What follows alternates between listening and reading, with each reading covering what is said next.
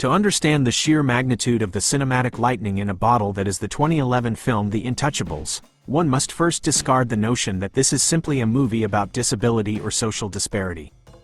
It is, in its beating heart, a love story. Not a romance in the traditional sense, but a platonic soul binding of two men who have been cast aside by the world for vastly different reasons.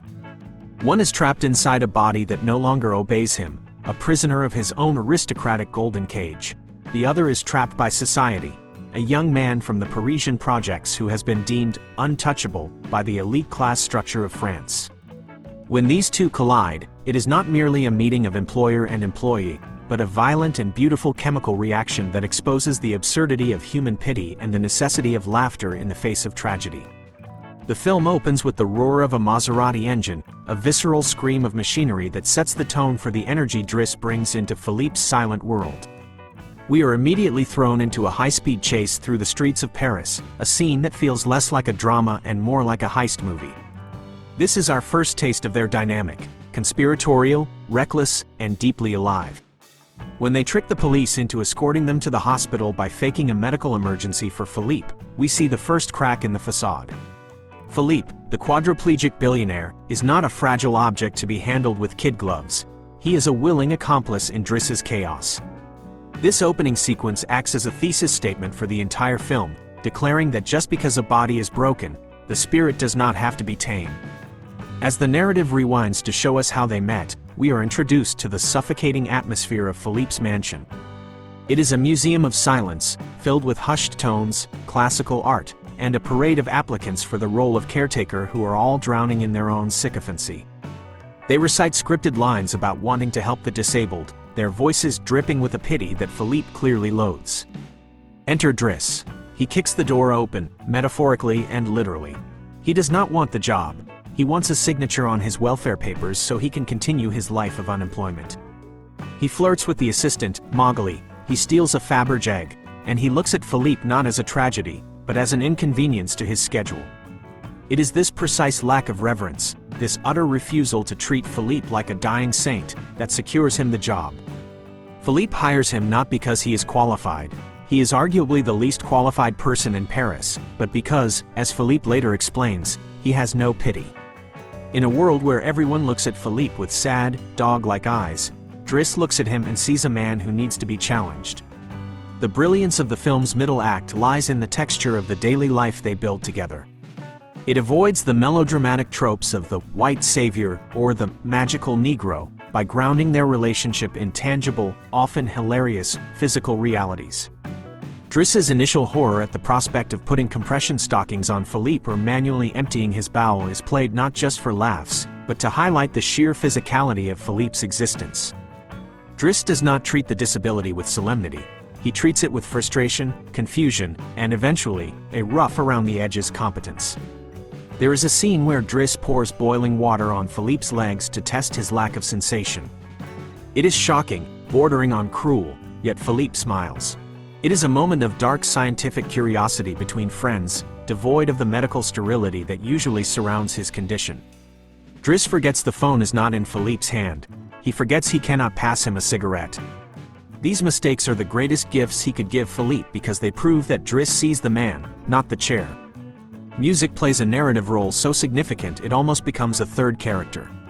The contrast is auditory as well as visual. Philippe lives in the structured, mathematical beauty of Vivaldi and Bach, a world of order and intellect.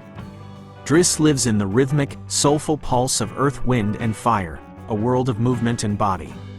The scene at Philippe's birthday party is the crescendo of this musical clash. After enduring hours of chamber music, Driss hijacks the stereo. He plays Boogie Wonderland and dances. It is an infectious, electric moment where the stuffy aristocracy is forced to tap their feet. But look closely at Philippe's face in that scene. He cannot dance. He cannot move a muscle below the neck. Yet, his eyes are dancing. For the first time in years, the room is not looking at him with concern. They are looking at Driss with joy, and Philippe is vicariously living through that vitality. It is a transfer of energy that saves him from the depression gnawing at his edges. However, the film does not shy away from the darkness of Driss's reality either. The subplot involving Driss's younger relative and the gang violence of the Banlieues serves as a grounding anchor. It reminds us that while Driss is playing inside the palace, his real life is fraught with danger and poverty. Philippe, in his wisdom, recognizes this.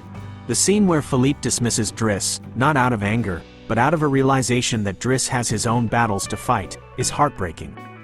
It is the ultimate act of friendship, letting go. Philippe releases his lifeline because he knows he cannot selfishly hoard Driss's potential.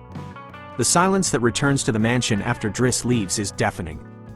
Philippe reverts to a bearded, ghost-like figure, proving that survival is not the same as living. The climax of the film is not an explosion or a grand speech, but a quiet drive to the seaside. Driss returns, saving Philippe from his depressive spiral, and takes him to a restaurant by the ocean. But he doesn't stay. He reveals that he has set up a date for Philippe with the woman he has been writing letters to, Eleanor. This moment is the culmination of Driss's role. He has not just been a caretaker of Philippe's body, he has been the architect of his confidence. He shaved Philippe, dressed him, and brought him to the precipice of romance, but he knows he cannot cross that threshold for him. As Driss walks away along the boardwalk, smiling back at Philippe through the window, we see the completion of their arcs. Driss has learned responsibility and tenderness. Philippe has learned courage. What makes the Intouchables endure more than a decade later is its refusal to preach. It does not lecture the audience on class relations or disability rights. Instead, it presents a masterclass in human chemistry. Omar Sy's performance is a force of nature, a blindingly charismatic explosion of teeth and laughter that is perfectly counterbalanced by Francois Cluzet's restrained, internal performance. Cluzet has to act almost entirely with his eyes, conveying decades of pain, longing, and eventual joy without moving an inch. Their relationship suggests that perhaps we are all incomplete until we find the person who represents our opposite. The untouchable nature of their bond is that it exists outside of societal rules.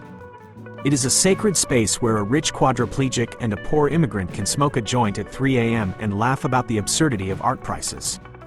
It is a story that whispers a profound truth. Sometimes, the only way to heal is to stop taking life so seriously, to speed up the car, play the music loud, and let the wind hit your face, regardless of whether you can feel your legs or not.